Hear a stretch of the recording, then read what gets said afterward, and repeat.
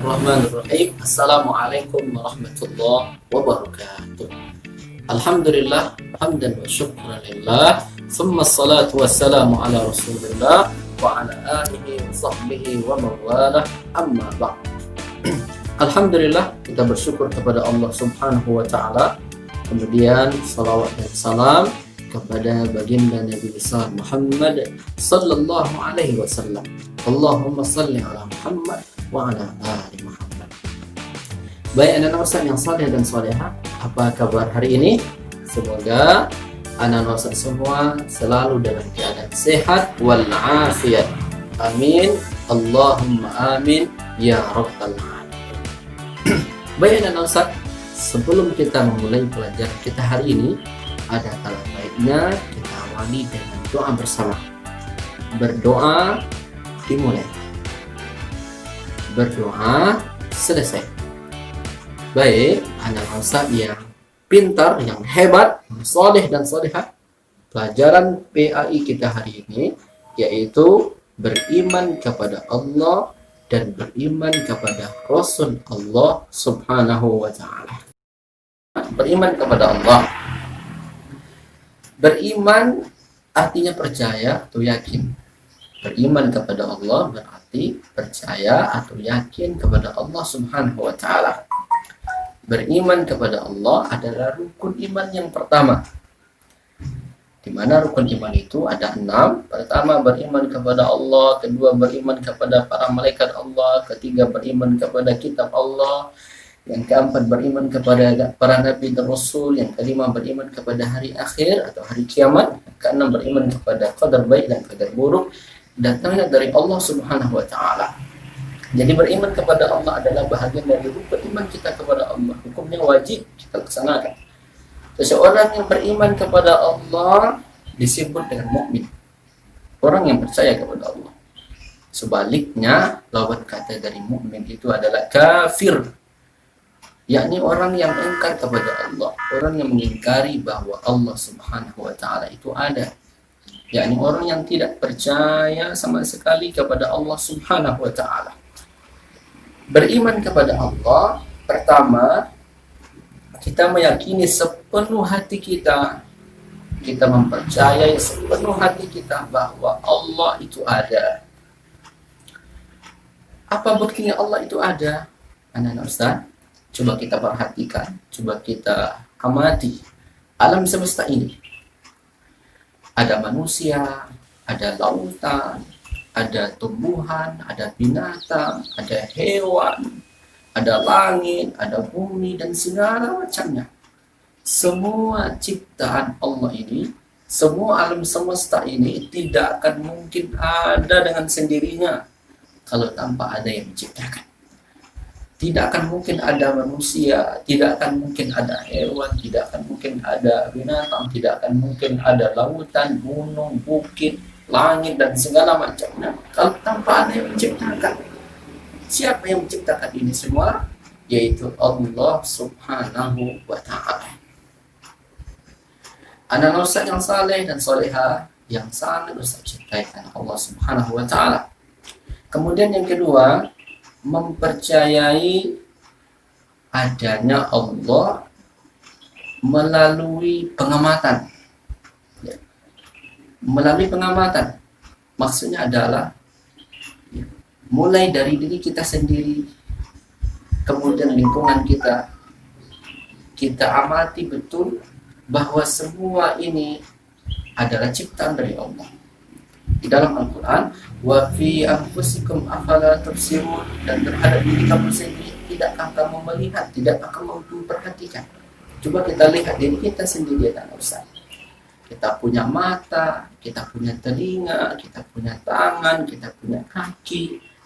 Kita punya mata, dengan mata kita bisa melihat. Kita punya telinga, dengan telinga kita bisa mendengar. Kita punya tangan, dengan tangan kita bisa meraba. Kita punya kaki, dengan kaki kita bisa melangkah.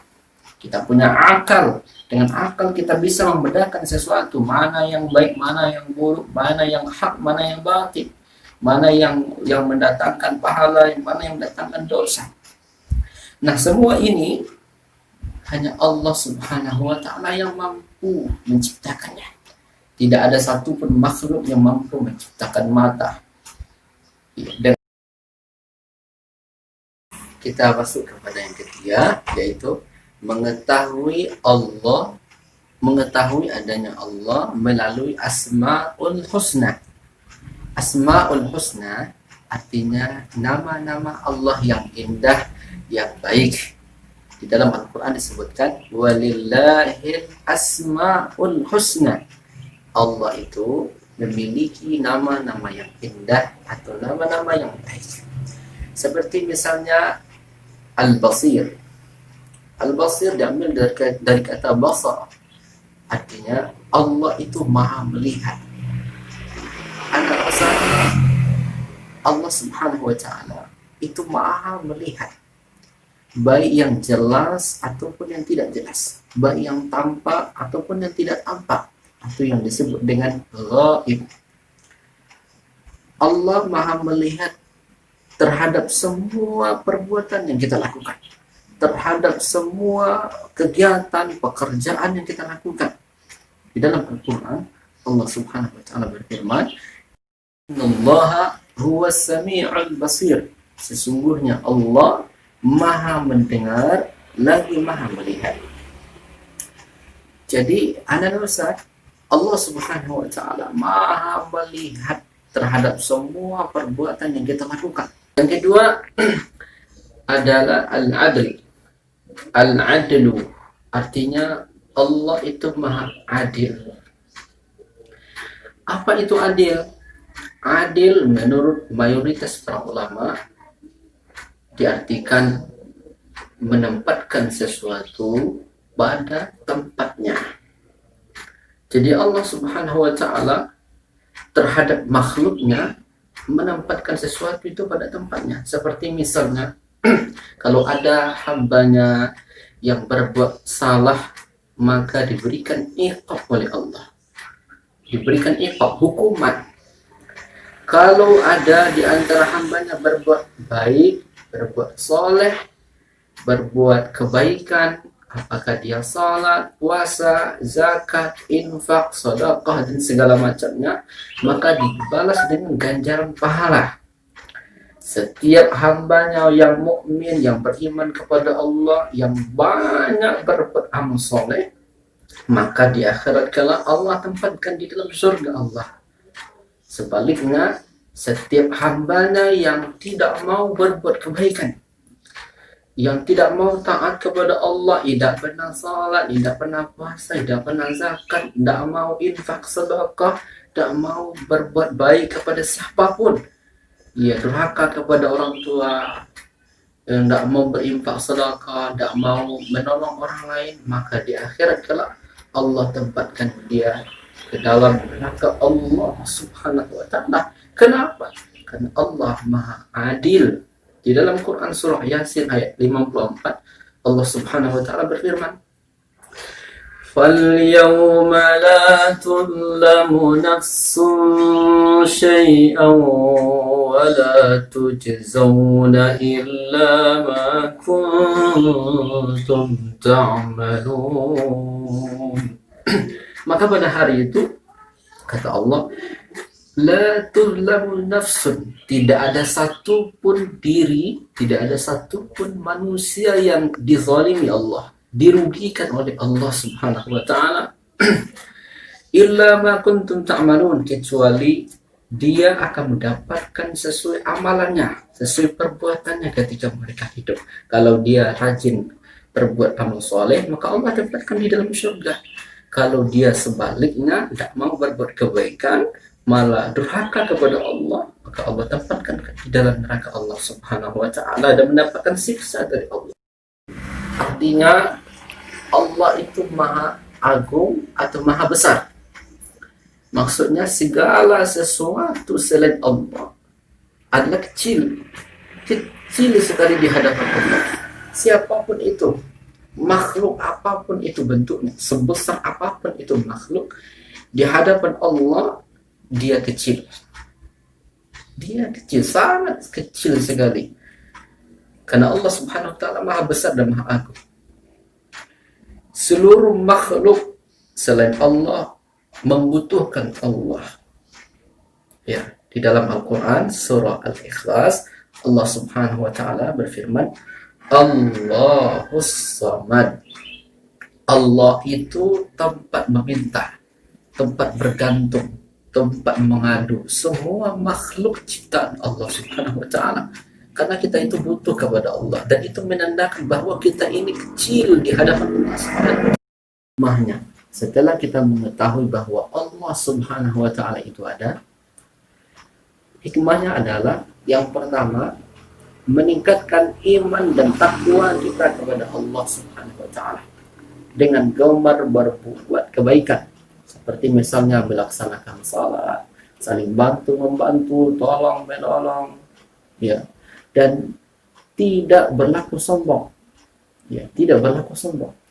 Yang kedua, jika kita mendapatkan kesulitan, kita selalu memohonkan kemudahan, memohonkan petunjuk kepada Allah Subhanahu wa taala. Kemudian yang ketiga, yaitu menjaga ciptaan Allah Subhanahu wa taala. Seperti misalnya membuang sampah pada tempatnya, tidak merusak tanaman dan menyakiti binatang. Baik anak ustaz yang saleh dan salehah, kita masuk kepada materi yang kedua, yaitu beriman kepada Rasul Allah Subhanahu wa taala. Rasul artinya utusan Allah. Jadi beriman kepada Rasulullah yaitu meyakini dengan sepenuh hati bahwa Allah Subhanahu wa taala mengutus utusannya, yaitu Nabi dan Rasul, untuk menjadi tauladan bagi seluruh umat manusia. Beriman kepada Rasul Allah atau beriman kepada para Nabi dan Rasul adalah rukun iman yang keempat, yaitu beriman kepada para Nabi dan Rasul Allah Subhanahu wa ta'ala. Allah Subhanahu wa ta'ala mengutus Nabi dan Rasulnya itu subhanallah sangat banyak sekali, ribuan banyaknya. Tapi yang wajib kita imani yaitu ada 25 Nabi dan Rasul yang wajib kita imani.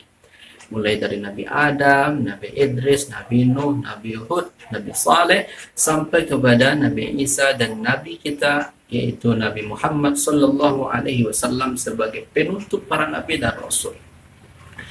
Seseorang yang beriman kepada Rasul Allah, pertama buktinya adalah mereka melaksanakan kebaikan sebagai perintah dari Allah Subhanahu wa taala dan sebagai bentuk ketaatannya kepada Allah dan Rasul Allah Subhanahu wa taala, seperti misalnya melaksanakan salat, puasa, zakat, haji dan lain sebagainya.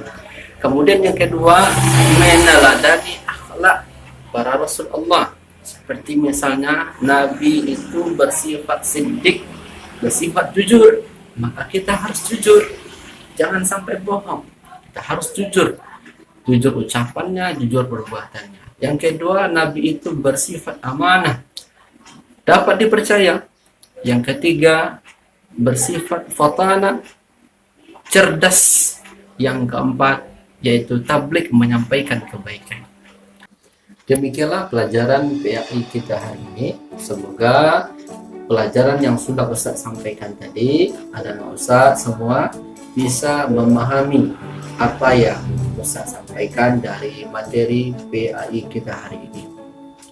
Mari kita tutup pelajaran kita hari ini dengan sama-sama membaca hamdalah, alhamdulillahirabbil alamin, dan doa kafaratul majlis, subhanakallahumma wa bihamdika asyhadu an la ilaha illa anta astaghfiruka wa atubu ilaik.